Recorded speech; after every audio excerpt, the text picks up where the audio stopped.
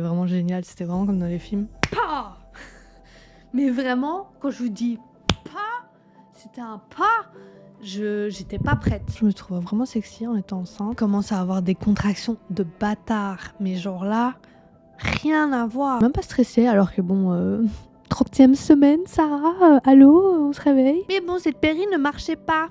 Vraiment, genre les étoiles se sont alignées. Eux, ils avaient jamais vu ça. Hein.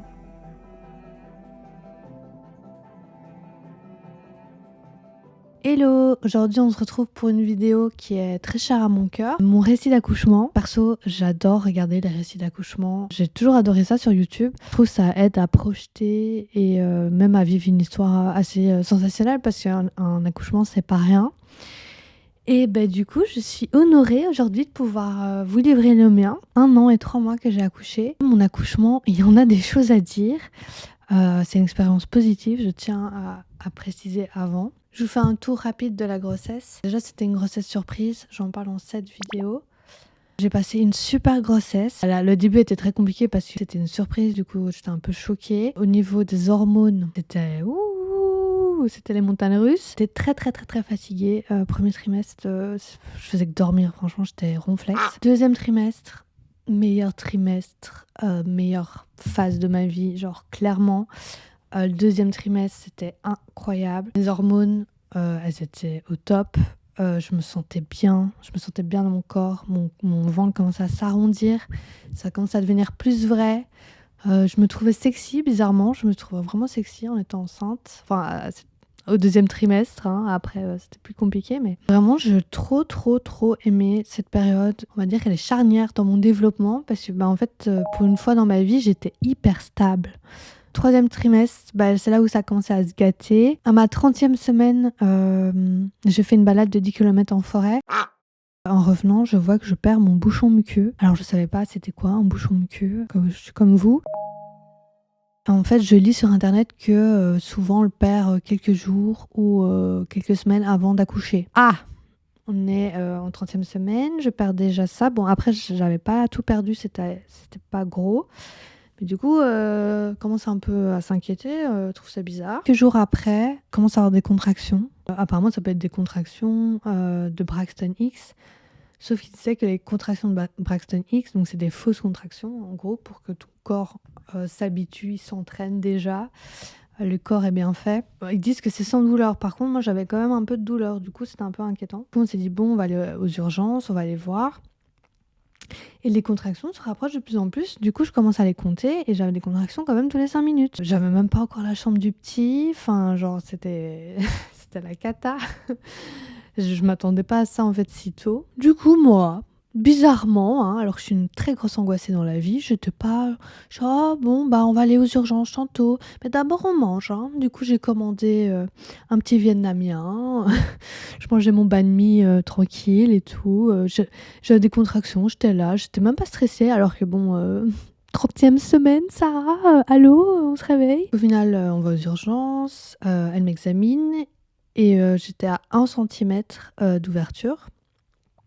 Donc il faut savoir, quand je parle d'ouverture du col, pour les néophytes dans tout ça, en fait, tu as ton ouverture du col de l'utérus et en gros, pour vulgariser, quand tu arrives à 10, tu vas accoucher, c'est le moment, quoi. Puis elle m'explique en fait que mon utérus, il est très contractile, c'est-à-dire qu'il est très vite stimulé. Ils me disent, on va vous garder en observation et voilà. Enfin, elles n'avaient pas l'air hyper inquiètes. Personne ne me disait rien, j'étais là en mode, mais est-ce que je dois mettre dans un mindset, ce soir j'accouche et genre c'est ce soir-là, c'est the night. Ou en fait non, faut pas du tout parce que je suis à la 30e semaine et tout. Je demande aux sages-femmes et elle m'a dit non madame, faut mieux pas que vous accouchiez aujourd'hui, il est encore trop petit. En plus c'est la phase où ils font leurs poumons quand ils sont dans le ventre, donc vraiment faut éviter, sinon vous aurez un prématuré qui va rester longtemps à l'hôpital et tout. Donc on va tout faire pour que vous accouchez pas ce soir. J'étais là, ok, mais mon bébé veut venir maintenant. Enfin, je sais pas, j'étais là, mais mon bébé veut venir maintenant, il demande. Je me rendais pas compte, en fait, d'accoucher à 30 semaines. Enfin, c'est possible, je veux dire, voilà, il y a plein de gens, ils ont accouché à 30 semaines et leurs bébés vont très bien, mais c'est très dur. c'est la néonate pendant des semaines et tout. Vers, je crois, 2 heures du mat, là, je commence vraiment à avoir des vraies contractions et ça commence à vraiment à faire mal. Donc vers 2 heures du mat, elle commence à m'observer. Elle voit que mon col est passé à 2 et elles se disent, bon, ok, on va lui injecter de la Tractocil. En gros, c'est un produit qui permet d'avoir moins d'ocytocine et tout ce qui favorise un accouchement. Et juste pour que ça bloque niveau hormones, quoi. Mais il fallait absolument qu'elle me fasse des piqûres de corticoïdes. Si jamais j'accouche, que les poumons de mon fils soient déjà matures pour quand il sort. Fait une grosse piqûre dans les fesses comme ça. J'étais pas prête. Genre vraiment, elle a été comme ça. Paf! Alors que moi, je déteste, mais quand je vous dis que je déteste tout ce qui est piqûres, vaccins, prise de sang et tout, voilà. Horrible pour moi. Ils ont décidé avec le médecin de me transférer à un autre hôpital qui avait une meilleure section néonate, qui était vraiment fait pour tout ce qui est prématuré et tout. Le transfert, je vous dis pas. J'arrive dans cet hôpital. Là, du coup, mon anxiété a commencé à prendre le dessus. C'était genre 5-6 heures du matin. J'ai eu la mauvaise expérience avec les ambulanciers. Et je commençais vraiment à fatiguer de fou. Et les contractions commençaient vraiment à me faire mal. C'était genre tous les 3 minutes, là. Et en plus, j'arrive dans un nouvel hôpital que je connais pas. Je sais pas, en plus, je déteste les hôpitaux. Genre vraiment, il y a des gens, ils se sentent plus en sécurité et tout dans les hôpitaux. Moi, ça me stresse encore plus. Vraiment, je n'aime pas du tout les hôpitaux. J'ai vraiment une phobie depuis longtemps. Ça commence un peu à être dur mentalement. Je me dis putain, mais même si je dois accoucher, j'ai même pas la force là. Ça fait 6 heures que je suis en travail. Enfin ouais, horrible. Du coup, on vient me faire plein de prises de sang et tout. On me remet de la Tractocil. Et là, vers 7 heures du matin... Mais en vrai, je vais vous mettre un extrait. Parce que je sais que j'avais filmé un extrait pour vous montrer mon état mental et mon état physique à ce moment-là. En vrai, c'est assez drôle avec le recul. J'ai pépé ma vie, bordel de merde. Quand je commence enfin à m'endormir à 7h30 du matin, alors que ça fait depuis 16 heures que j'ai des contractions. Il y a ce putain de bruit de merde. Vraiment, je fous de ma gueule hein. Jusqu'au bout. Je peux pas manger, je peux pas.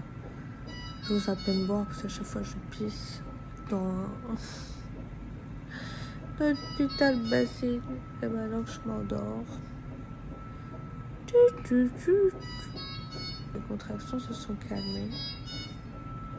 Elles sont beaucoup moins espacées. Elles font moins mal. Je n'accoucherai pas aujourd'hui dans cet hôpital. Moi, je te le dis. Nounouche, il va rester encore 2-3 semaines.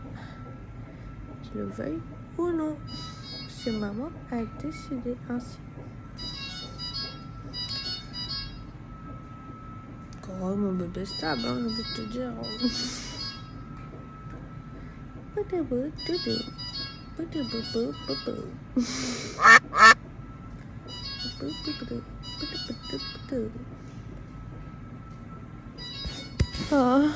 je marre. Il est 13h et je n'ai toujours pas dormi. Et le monitoring fait un bruit de merde. Juste quand Julien part. Juste quand je commence à m'endormir. Je n'en peux plus. Je n'en peux plus. Après ça, ils ont décidé de me garder une semaine en urgence pédiatrique. Horrible pour moi qui déteste les hôpitaux. 7e jour d'hospitalisation. Mes cheveux sont des dreadlocks.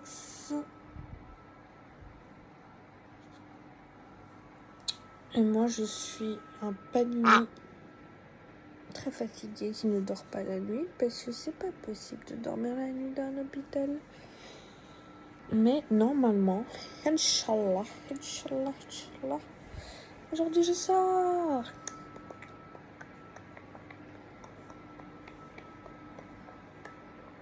J'ai dormi 3 heures cette nuit, j'ai pépé, j'en ai marre, j'ai besoin de dormir, j'ai besoin d'être chez moi. J'ai besoin d'être dans mon petit cocon.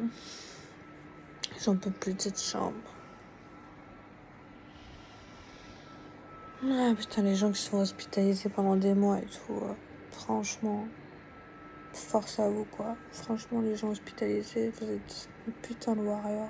Et là, je prie encore plus pour ma santé. Je sais encore plus à quel point c'est important. La santé, les gars. Franchement, enfin, évidemment, on peut se plaindre dans la vie, mais franchement, rien qu'avoir une bonne santé, soyez grateful de ça.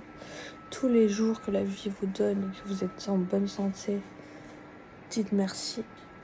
Vraiment, c'est l'un des plus beaux cadeaux qu'on peut vous donner. Il faut vraiment prendre conscience et être reconnaissant de ça. Bref, oula. Putain, à quoi je ressens ici, fait. Non, le tché. Bref, on prie pour que je sorte tantôt. Tu sais, mais il y a tellement de choses à raconter dans ça, mais enfin, en vrai, c'était hyper. Je vais pas dire traumatisant, ça a été hyper formateur, on va dire. Moi qui est hyper stressée des hôpitaux et tout, et qui n'aime pas tout ce qui est prise de sang, blabla et tout, là j'ai dû en faire plein. Mais en vrai, j'étais surprise. Les sages-femmes qui venaient tout le temps me voir, qui me rassuraient tout le temps. Franchement, des meufs en or, quoi. Vraiment, j'ai rencontré des super femmes. Et en vrai, voilà, c'était dur, mais ça m'a rendue plus forte, on va dire. Du coup, ça m'a encore plus liée avec mon bébé, parce que du coup, je lui parlais tout le temps. Franchement, je me sentais hyper connectée avec lui. Et j'ai vraiment l'impression qu'il me disait « T'inquiète pas, maman, je sais ce que je dois faire. T'inquiète pas, on va y arriver et tout. » J'étais à 32 semaines. Pour ceux qui ne savent pas, normalement, t'accouches vers la 40e semaine. J'étais à 32 semaines et en gros, on m'avait dit que le mieux du mieux, c'est au moins attendre jusqu'à 37 semaines. Comme ça, il n'est pas considéré prématuré. Mais que s'il arrive vers 35 à 37, voilà, il sera prématuré. Mais voilà, on va dire tous les gros dangers sont écartés et donc c'est pas très grave. A commencé l'arc alitement. C'était génial. Je vais rester dans mon lit toute la journée. En plus, je commençais à avoir un ventre comme ça. Et en plus, j'étais tellement fatiguée, j'avais même pas l'énergie genre de commencer à jouer à un jeu vidéo, de me mettre dans un truc pour que le temps passe. J'ai réussi à tenir 3 semaines comme ça en alitement. Un vendredi matin, j'en avais juste marre d'être tout le temps couchée et de ne rien faire. Et du coup, je me suis dit, je m'en fous, je vais dehors, je vais aller méditer, j'en peux plus. Je sortais vraiment que 3 minutes par jour limite. Et j'ai médité, faire une méditation Kundalini. C'est pas important vraiment dans l'histoire, mais pour moi si. Puis au soir, j'avais un resto, genre ma première sortie depuis plus de 3 semaines. Donc on fait le resto et tout, en italien, pas de carbonara, tout ça. Quand il était genre 22h30, j'étais morte de fatigue. Je dis, oh, je vais mettre Netflix, mon petit Love is Blind. Je me mets bien, mais genre vraiment, je me souviendrai toute ma vie. Genre, je mets Love is Blind, je dis, ah, on va chill Netflix tranquille. Je me mets comme ça. Puis quand je me mets comme ça, pas. Mais vraiment, quand je vous dis pas, c'était un pas. J'étais pas prête. Genre, ça m'a fait peur. Genre vraiment un pas qui venait de mon ventre. Comment vous expliquer? Un pétard. Un ballon qui explose. Voilà, vraiment un ballon qui explose, mais à l'intérieur de toi. Comment vous dire? Évidemment, pendant une seconde, tu crois que c'est ton bébé qui a explosé, hein, on va pas se mentir. Et puis ça commence à couler. Je me dis, oh putain, perdre des os. C'est la perte des os, c'est maintenant. Perdre des os, quand t'as la perte des os, tu vas accoucher, quoi. C'est parti, c'est let's go. J'appelle Julien en panique. La perte des os. Lui, il était en train de gamer et tout. Il était content, tu sais, de rentrer, pouvoir gamer, se poser et tout. Il fait « Oh, bah c'est bon, bah on y va, alors j'appelle pour la voiture et tout. » On s'est paniqué et tout. Je me souviens, j'appelle ma belle-sœur en mode, parce qu'elle a eu des enfants. J'ai peur, ça m'a fait peur. Ça a explosé et tout. Je pleurais et tout. Je commence à avoir des contractions de bâtard. Mais genre là, rien à voir. Mais alors, rien à voir avec quand j'ai eu mes contractions. J'avais fait un travail tous les 3 minutes. Rien à voir. Là, les contractions après la poche des os qui éclate, croyez-moi, c'est un autre game. C'est le jour et la nuit. C'est pas les trucs qui viennent en irradiant et puis ça te fait un peu de plus en plus mal. Là, c'était... franchement, c'était... ça faisait mal sa mère. Enfin, c'est... son frère qui vient nous chercher et tout, pour m'amener à l'hôpital. Je gueule et tout, vraiment comme dans les films. Hein. Mais en vrai, je sais pas comment vous expliquer, parce que je sais que ça a l'air de faire peur comme ça quand je dis ça, mais en fait, ça te fait mal, mais c'est pas en mode... En fait, c'est comme... T'as de l'adrénaline en même temps, tu vois, tu sais que ça va arriver, c'est bien, tu vois, t'es pas en mode je souffre, j'ai envie de mourir, je suis pas bien, tu vois. C'est genre, je sais pas, quand tu fais du sport, tu souffres, mais je sais pas, il y a un truc de cool dans la douleur. Je sais pas comment vous expliquer. Mais moi, c'est vraiment ça que j'avais. Donc, on arrive aux urgences. Jamais savoir marcher jusqu'à la salle d'accouchement. Je sais pas marcher. Prenez les entrailles comme ça. Et pour moi, ça me paraissait tellement impossible de marcher jusque-là. Il faut son frère il va piquer une chaise roulante et tout. Vraiment comme dans les films. Il me fout sur la chaise roulante. Attention, attention. Et puis moi, j'étais tous les gens qui me regardaient et tout. C'était génial. Enfin, sur le moment, je disais pas ça, mais en vrai, quand je me remémore la scène, c'était vraiment génial. C'était vraiment comme dans les films. J'arrive, salle d'accouchement, je dis j'ai perdu les os, ça fait 3 semaines que je suis en alitement, il va arriver et tout. Ils me mettent et tout, ils me disent est-ce que vous voulez la péridurale? Ah oui, du coup, c'est un truc important que j'ai pas raconté. Parce que quand on est enceinte, cette histoire de péridurale, pas péridurale, le projet de naissance, son accouchement et tout, en fait, c'est tellement un espèce de fantasme pendant 9 mois. Quand ça arrive, c'est jamais, mais alors jamais comme tu l'as imaginé. J'étais en mode, moi, ça m'intéressait de ouf, les accouchements sans péridurale, parce que je m'étais blindée renseignée et je trouvais ça... c'est plus mon côté spirituel et le côté de vouloir expérimenter tous les degrés de la vie. Je trouvais ça hyper puissant et tout. Mais j'avais regardé des récits et tout, et j'étais en mode, je pense que pour mon premier, vu que je ne sais pas du tout à quoi m'attendre, je préfère faire avec une péri. Et peut-être, si j'ai un deuxième un jour, là, j'ai vraiment envie de le faire en mode accouchement dans un bain, limite à la maison, sans péri. Enfin, vraiment, donner naissance dans ces conditions, c'est vraiment un truc qui me donne envie, que je pense vraiment trop beau à vivre et à faire. Voilà, mais je me suis dit, pour le premier, je sais pas à quoi m'attendre, donc je préfère la péri. Puis je m'étais dit, quand j'avais eu les contractions là, dans mon premier accouchement, je m'étais dit, en vrai, si je respire bien et que je me concentre bien, il y a peut-être moyen que je fasse sans péri, parce que maintenant je voyais un peu à quoi m'attendre. Quand je suis arrivée en trombe dans ma chaise roulante et qu'elle m'a dit « Péri ou pas péri ?» et que j'étais en train d'hurler, j'ai crié « Péri !» Alors là, je me suis même pas posé la question 1 ou 2 secondes si je voulais la péri ou pas. Hein. Là, c'était genre mon corps, il me disait « Ta gueule, prends la péri, ferme ta gueule, fais pas ta meuf puissante, ta meuf spirituelle, machin, je veux pas de péri, machin. Tu prends la péri, tu fermes ta gueule. » Mais d'où on va faire la péri? Là, moi, je vais accoucher en fait. Et j'étais à 2 cm. Bizarre, ça fait genre 3 semaines, je suis à 2 cm, ça a pas bougé alors que là, je suis en train de crever. Bizarre, tu vois. Donc, ils m'ont dit tant mieux, on va pouvoir vous faire la péri et tout, machin. Je fais son truc de gaz hilarant, franchement. Ça marche 2-3 fois, mais après, ça ne fait plus aucun effet. En fait, la douleur, je sais pas comment vous expliquer, mais moi, je médite beaucoup, je travaille sur mon souffle et tout, et je sais très bien qu'un accouchement, c'est vraiment être concentré, travailler sur son souffle, laisser passer la contraction. Vraiment, il y a tout un processus, un exercice à faire. Il y a moyen de gérer un accouchement avec de la préparation. Mais là, les gars, j'avais oublié toutes mes bases de respiration, de méditation, de machin bazar. Je sais pas, mon corps, je tremblais. Mais quand je vous dis que je tremblais vraiment comme ça, de tout mon être. Mais je vais vous mettre un petit extrait d'ailleurs, comme ça vous pouvez vous rendre compte. Je regrette déjà d'avoir mis ça sur YouTube. Voilà mon petit bébé d'amour, on y est. Elle a fait la péridurale comme une championne. Là, elle tremblote un peu. Elle tremblote un petit peu parce qu'elle stresse un peu, mais tout va bien.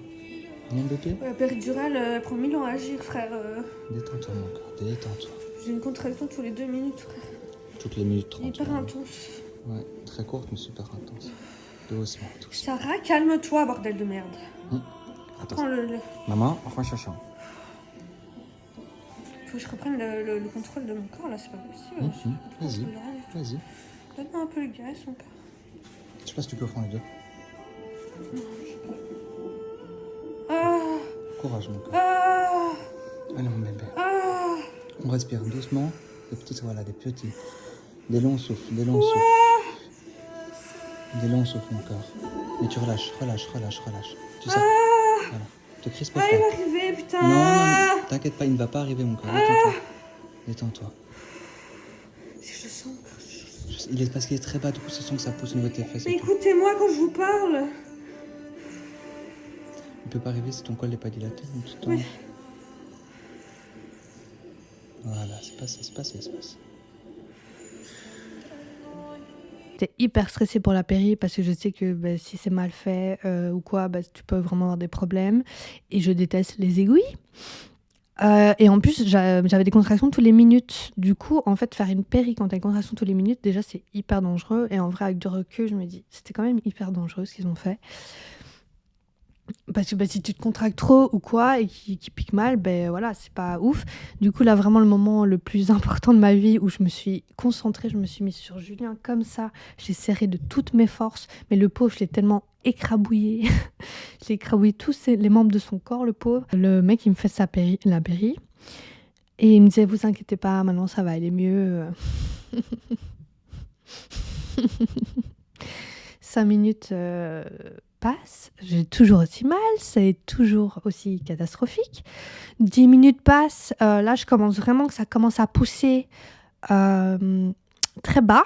Vraiment, et en fait, depuis le début, je sentais qu'il était très bas. J'étais, mais ça marche pas, votre péri, il faut que je dois pousser et tout. Je savais pas trop quoi faire. Ça se sentait qu'ils étaient un peu en panique, même s'ils voulaient pas me le faire sentir. Je gueulais vraiment, et même l'anesthésiste, il a fait waouh, quand même. Hein. Il regardait sur le monitoring, il voyait mes contractions. On voit la puissance, entre guillemets, des contractions, et même l'anesthésiste, il était un peu choqué, quoi. Mais encore une fois, vraiment, j'ai pas envie de vous faire peur. Oui, tu souffres, mais en fait, tu dois accepter. Enfin, déjà, de base, quand tu fais un accouchement, il faut déjà que tu acceptes que tu vas souffrir. Donc, c'est comme ça. Mais en fait, souffrir, c'est pas mourir, c'est pas si grave.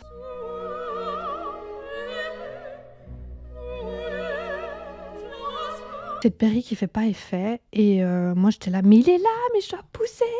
Et en fait c'est vrai, hein, ce qu'elles disent les meufs, en fait tu sens que comme si tu dois aller à la toilette quoi, hein, on va dire ce qu'il y a. Hein, Du coup je dis mais je suis sûre il est là et tout. Et puis elle me disait, si vous sentez que c'est le moment, dites-le et tout. Je dis oui.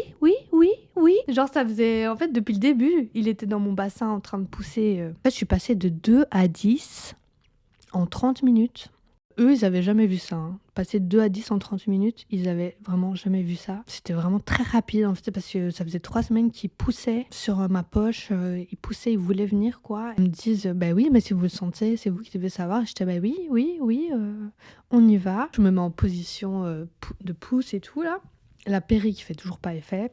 À savoir que moi, ce que j'avais peur dans l'accouchement sans péri, c'était le moment du cercle de feu. En gros, c'est quand le bébé il passe dans ta foufoune, quand il a passé ton bassin et il passe ta foufoune. T'as ta foufoune qui est prête à exploser, quoi. En gros, selon les témoignages que j'ai entendus, ça brûle, un truc de malade. Et apparemment, en fait, c'est le moment où la femme qui accouche sans péridurale vraiment peut vriller en mode arrêtez, je veux plus, c'est trop dur. Enfin, vraiment, il y a un truc mental qui se fait à ce moment-là et que je trouvais hyper intéressant, psychologiquement parlant d'ailleurs. En mode, la femme ne veut plus accoucher, elle limite, elle supplie qu'on arrête, quoi. Et genre, vraiment, c'est souvent revenu ce témoignage. Et du coup, moi, ce truc de cercle de feu, j'avais trop peur de le passer. Je me sentais pas encore capable, même mentalement. Et c'est aussi une des raisons pourquoi je m'étais dit, je ferai la péri, machin. Mais bon, cette péri ne marchait pas. Je commence à pousser, elles me disent comment faire et tout. Genre, c'était franchement trop bien. Elles me disaient, vous poussez trop bien, mais vous êtes trop une chef en fait. Vous avez fait ça toute votre vie ou quoi? Et en vrai, c'est con, mais leur encouragement, même si évidemment, elles font ça à tout le monde et tout. Mais en vrai, ça m'a tellement boosté et ça m'a donné trop confiance. Et vraiment, c'était trop. Enfin, vraiment, le moment de la pousse, j'ai vraiment kiffé. Du coup, je pousse. Et là, on commence à faire sortir. Et là, je me dis, oh my god, ma péri marche pas, cercle de feu. Et là, je commence à avoir un stress. Franchement, je sais pas par quel don de Dieu, quel miracle. Vraiment, genre les étoiles se sont alignées. Ma péri qui commence à faire effet. Juste quand il arrive dans la foufoune, quoi. Et franchement, je sais pas ce qui s'est passé, mais parce qu'en vrai, moi, j'avais envie de vivre ce truc de contraction, de pousser pendant que t'as une contraction, de douleur, de puissance et tout. Et en vrai, je l'ai vécu. Mais le truc qui me faisait peur, donc le cercle de feu, bah là, la péri a fait effet, genre comme par magie, quoi. Franchement, c'était fou. Et du coup, ouais, moi, je me sentais hyper puissante et tout. Franchement, moment mémorable de ma vie. Je me souviens que je disais dans ma tête, c'est qu'une fois dans ta vie, vas-y, concentre-toi, profite. Parce que en fait, j'étais tellement toujours un peu stressée et tout que je profitais même pas du moment. Et c'est vraiment pour la pousser que j'ai essayé de me dire profite. En fait, c'est une fois. Enfin, c'est une expérience de fou de faire ça. Il me dit est-ce que vous voulez toucher Il est là et tout. Je suis là, toucher. Du coup, je fais ça et vraiment, c'était tellement bizarre. Genre, tu fais comme si tu touchais ta foufoune. Donc déjà, c'est pas un truc que j'ai l'habitude de faire quand il y a plein de gens autour de moi. Mais en plus, tu sens une espèce de tête et des petits cheveux. Et vraiment, c'était trop bizarre. Mais c'était trop cool. Je continue. Et puis, j'entends la gynéco qui dit à Julien, est-ce que vous voulez le prendre ? Julien l'attrape au niveau de mon entrejambe, quoi. Hein. Et vraiment, il le tire de moi. Et il le met sur moi. Et là...